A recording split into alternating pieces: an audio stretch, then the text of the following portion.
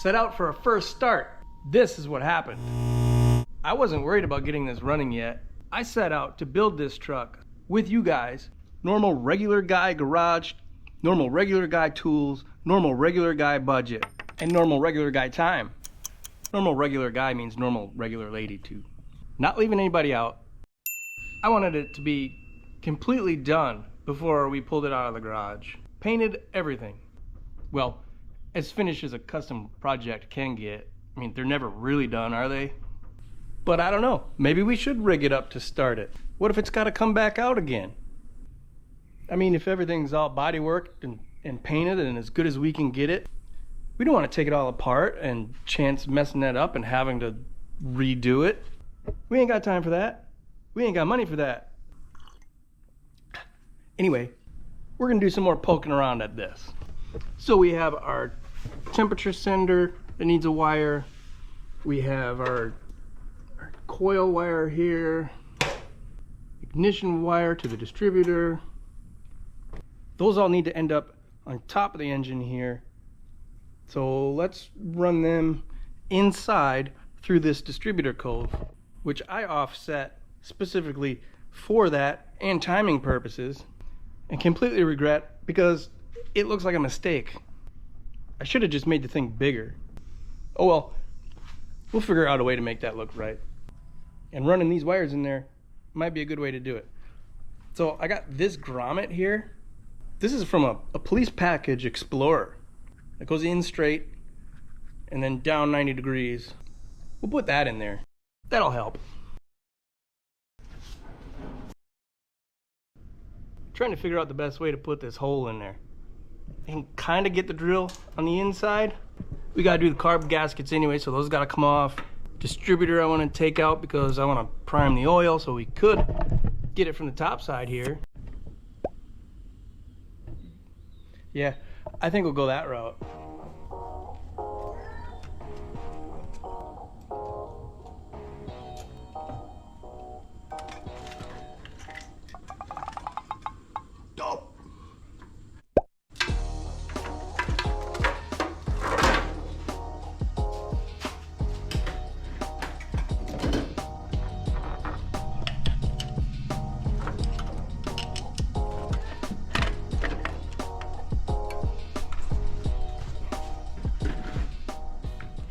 Alright, we're gonna want to tape up them holes because if we're drilling through that with a hole saw, we don't want any of that metal getting in there.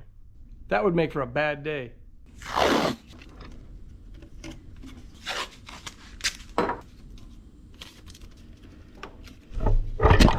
Dang, dropped my light.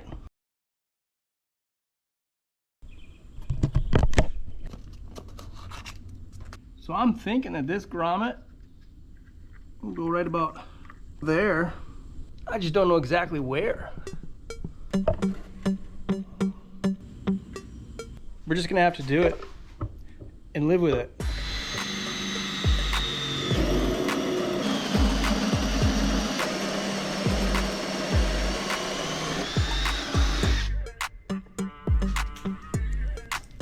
Little bugger's hot. So we have a hole in our very nice firewall.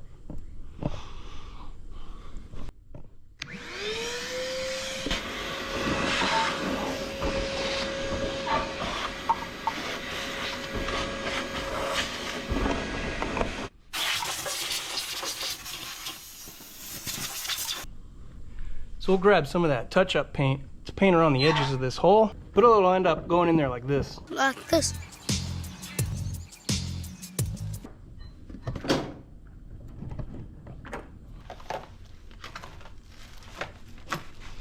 I had a touch-up brush in here somewhere.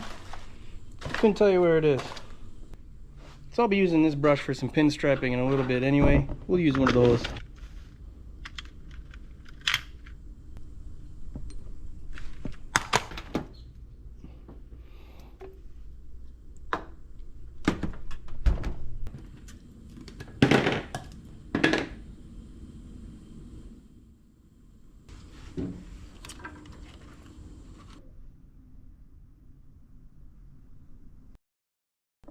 That'll be perfect. I grabbed some wire for our temperature sender. I chose green because lots green, bro. Oh yeah. I don't know, green coolant. We're gonna run this and this coil wire, then eventually the distributor wires through there.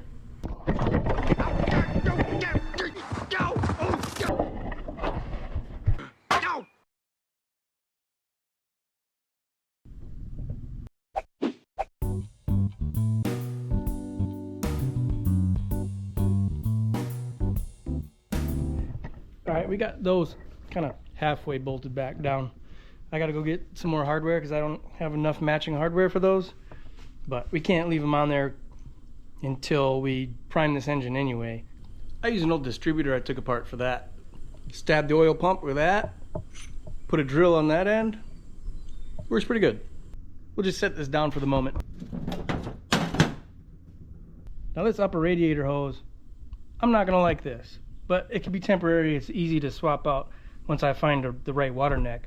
But I don't like how this housing comes off towards the driver's side, but needs to go to the passenger side.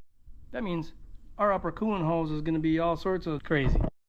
But for right now, while we're out going to the store, we'll get one and we'll run that for a little bit. So I got this metal coat hanger here. We'll kind of mock up the shape we need. That way we could take this to the store and see if we could find one that's close.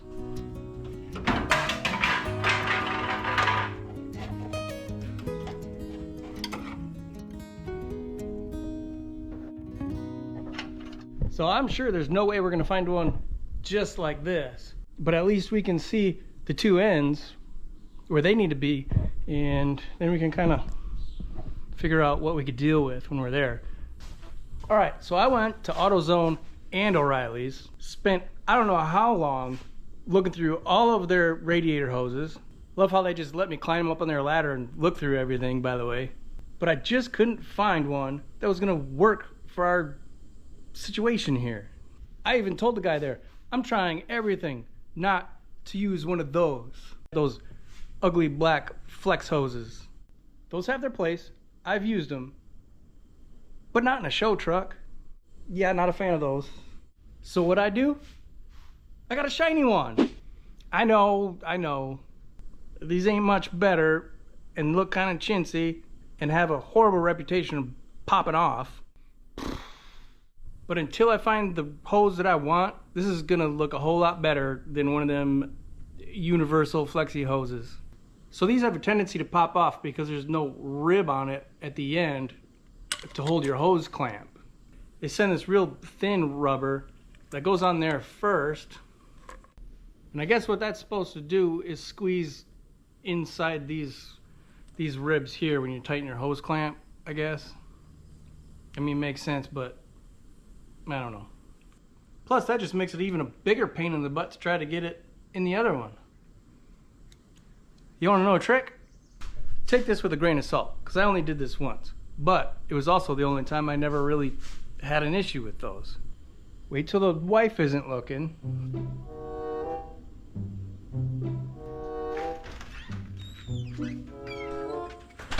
Sneak in the bathroom and get her hairspray. Total volume. When you spray it with the hairspray, it's wet, so it's lubricated, so you can slide it in here a whole lot easier. And what does hairspray do when it dries? It gets sticky. See where I'm going with this? Grain of salt, grain of salt. That means do what you want, but I'm not guaranteeing. So I kind of set this in there and wiggled it around until I came up with a route that I wanted to take with it.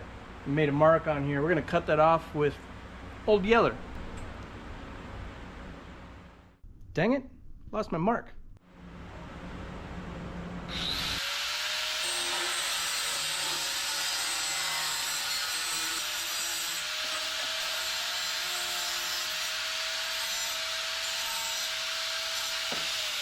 I was really kind of hoping I'd have enough left over for the lower hose. What's annoying is I did have enough. If I would have measured right the first time. Measure once or... Well, that's right, I did find one that works, so we're fine.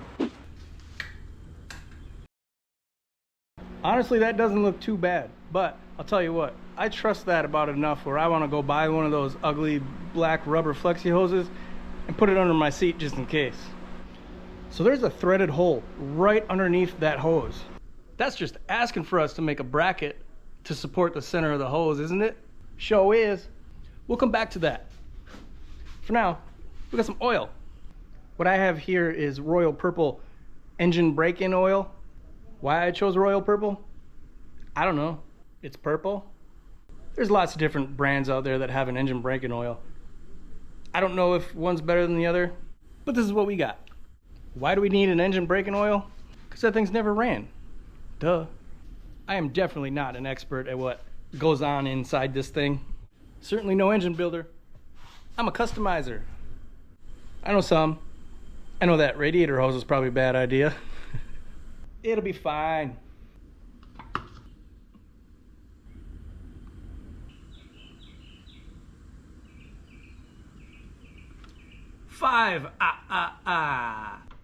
Anywho's, we'll run this oil during the break-in process, and then we'll change it, assuming it starts and runs. So this primer tool doohickey thing, we'll stick that in the distributor hole, making sure to make contact with the oil pump, and put the drill on it, spin it around, get that oil moving in the engine. I'm not sure if you guys can see it in there, but you can see the oil pump in there. It's in there, trust me.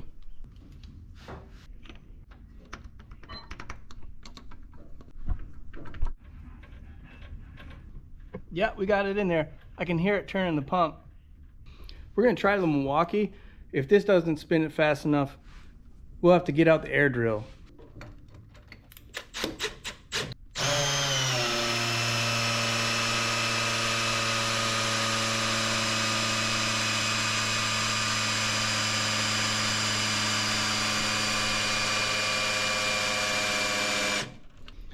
Of course the battery's gonna die. Of course my other battery's at work too. While we're waiting for that one to charge, we can take these valve covers off because we'll be able to see that oil coming up. And once we see that, then we know we're good.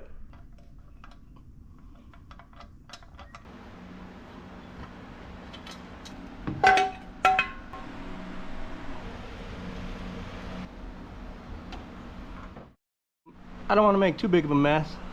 All right, so we got our battery on our drill here. So we'll spin that and we should see oil come out of these. Might take a while for it to get up this high, but let's give it a shot.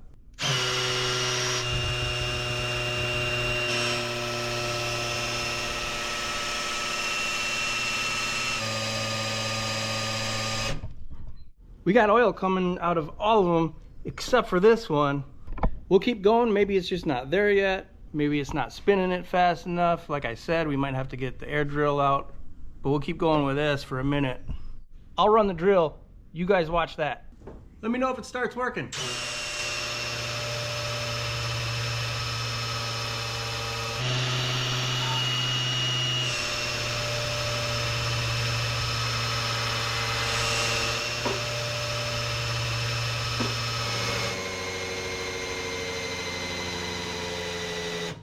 Cool, we got oil.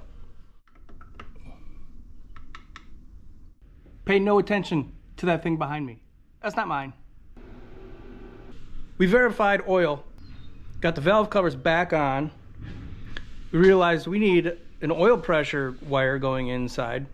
So got one of those, chose brown because oil, brown. I should have looked up what color wires are coming off the back of that gauge cluster. Then the temperature and oil wires, they don't change colors going through the firewall. I think we put that distributor back in, get the carburetors permanently put on, and move on to getting fuel up there. Today's video sponsored by you guys. All the proceeds from the website for t-shirts and pinstripe art goes right back into making these videos. And I gotta thank you for all the support over there. So we got a fuel filter here. This is a Duralast FF3420DL. I went looking for a Wix 33041, but this is what AutoZone had. We'll have a straight through fuel filter back at the tank, but I like to use these after the fuel pump, before the carburetor, carburetor zzz in this case, because this one has an input and an output, and it also has an output for a return line that goes back to the tank. If you've experienced any vapor lock issues, you know that that's super frustrating. This is a cheap $8 way to help prevent that. Any leftover fuel that's left between the fuel pump and the carburetor will end up going back to the tank instead of sitting there boiling and turning into vapor and preventing you from starting your car. It's gonna end up going in here somewhere.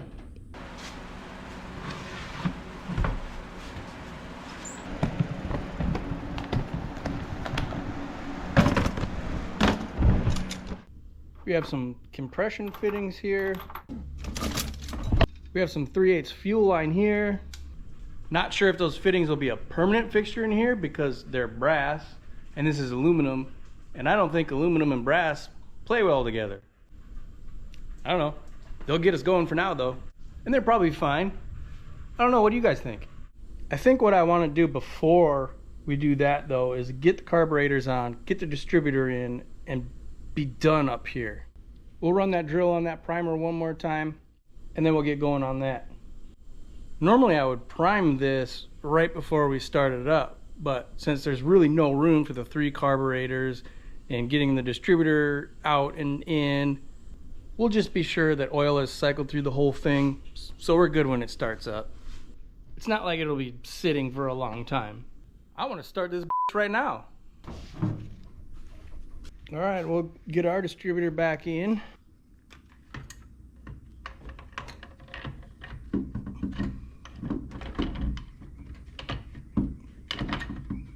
Really should have paid attention to the position of that oil pump. So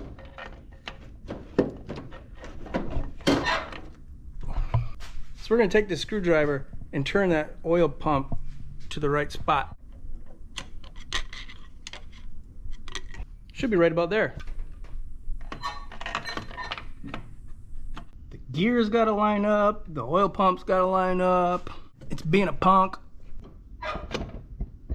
Got it. Still pointing at number 1 too. No, 1 also. Number 1 spark plug, that is. Because we are at top dead center. The rotor is pointing at the number 1 spark plug. So when we fire this up for the first time, it's just gonna fire up and it's gonna sound awesome and we're all gonna rejoice. Right? We are getting closer and closer. We'll take these fittings off the carburetor.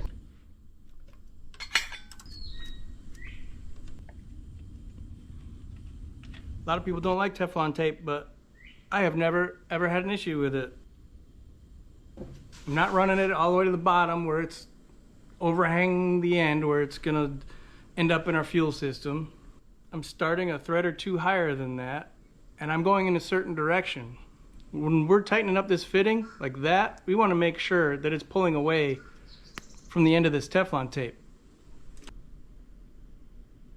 If I would have done that the other way, when we were tightening this Teflon tape would want to unravel and it would tear and fall apart and end up in our fuel system or our air system or whatever the heck we're working on.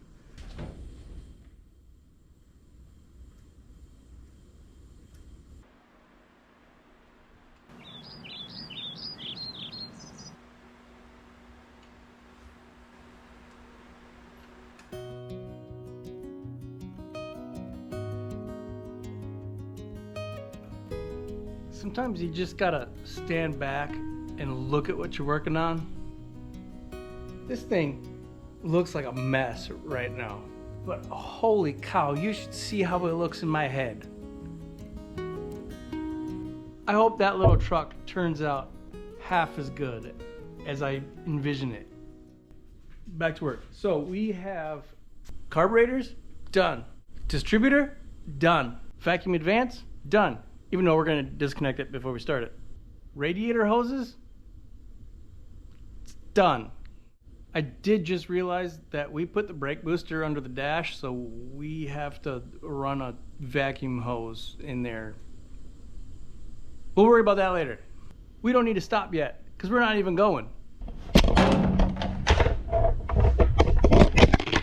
I gotta gotta be more careful with you guys. All right, so this coolant overflow, we have this hose coming from the radiator. It's in there, I promise.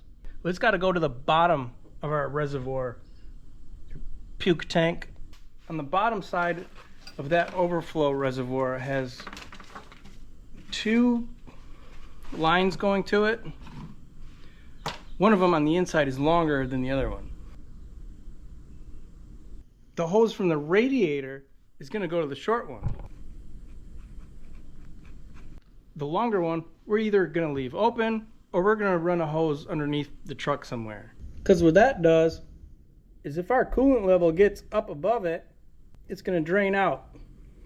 Otherwise, the short one, that allows extra coolant from the radiator to fill this overflow up until their max. So the radiator will let warm coolant out of the radiator into that overflow. And then when it wants it back, it can suck it right back. Know what I'm saying? So you can see them inside, and you can see them where they're coming out at the bottom. Hose cutter, hose clamp. This thing will cut your fingers off.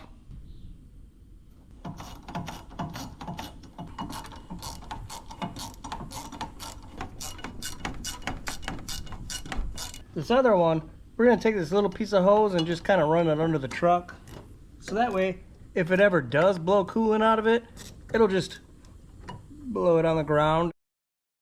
All right, getting into this fuel line from the pump to the carburetors, this is what I've come up with.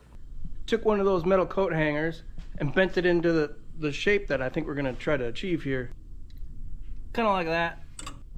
Took some of this 3/8 fuel line. I believe I got that from Speedway Motors.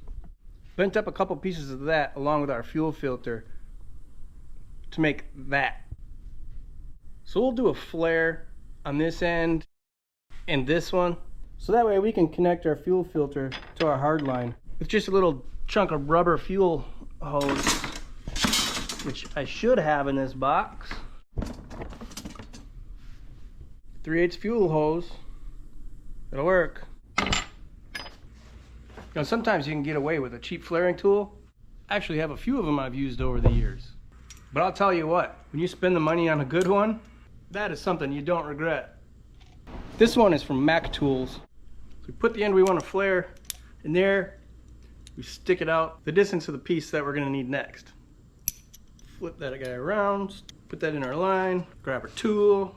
This is where I've had problems with the cheaper ones, is that if this tool isn't sitting perfect with this one, then your flare ends up crooked and doesn't seal up, and you got to redo it, and it sucks. I'm certainly no tool snob. Use the cheap ones if they work. All right, take that piece out, and we put this one back in.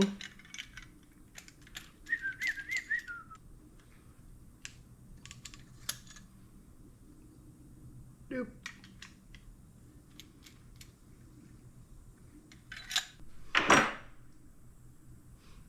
There we go. And we flared the wrong end, by the way. Son of a. It's okay. It's all right.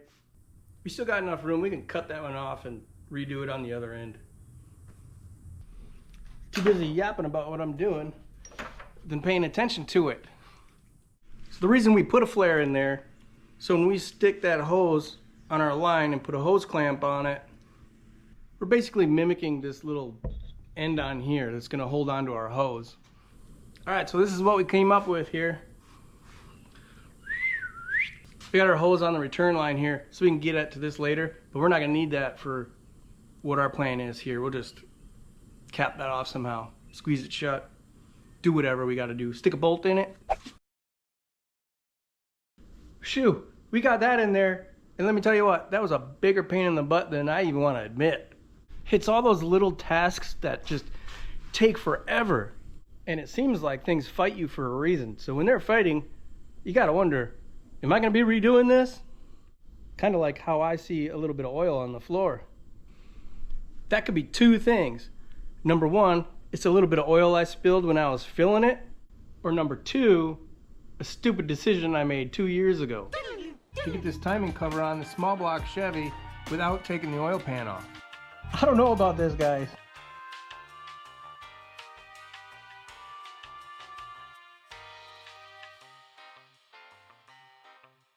And I hope that oil pan doesn't leak.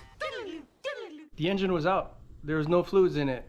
I could have flipped that thing around and put that oil pan on so easy. Let's just hope that was from when I was filling this up the other day. There's no transmission cooler in here yet, so these lines I just put together so that way we'll just be running the fluid through the cooler lines. Filling it up through the dipstick with this contraption, funnel and a giant syringe, whatever, it works. Normally I would be filling this when it's running because I think that's what you're supposed to do, but the torque converter is full and I want to have something in the pan for it to cycle through right away when we start this thing up for the first time. Then we'll check the level and fill it accordingly. Well, we're back up on jack stands, and that is because I wanted to throw an exhaust together on this, at least a temporary one, because when this thing starts for the first time, I want to be able to hear it. I want to make sure there's nothing knocking around and doing anything it shouldn't be. Now the right hand side, that's going to be no problem. I have access to the collector and we'll easily be able to put a piece of exhaust pipe and a muffler on that side. The driver's side, however, we got a little issue with the steering being right underneath that header collector.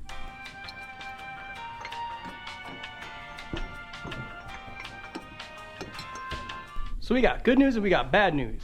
The good news is I don't know where that little bit of oil on the floor came from. That part that I was worried about, it's dry. We're good. So it must have been from where I spilled it.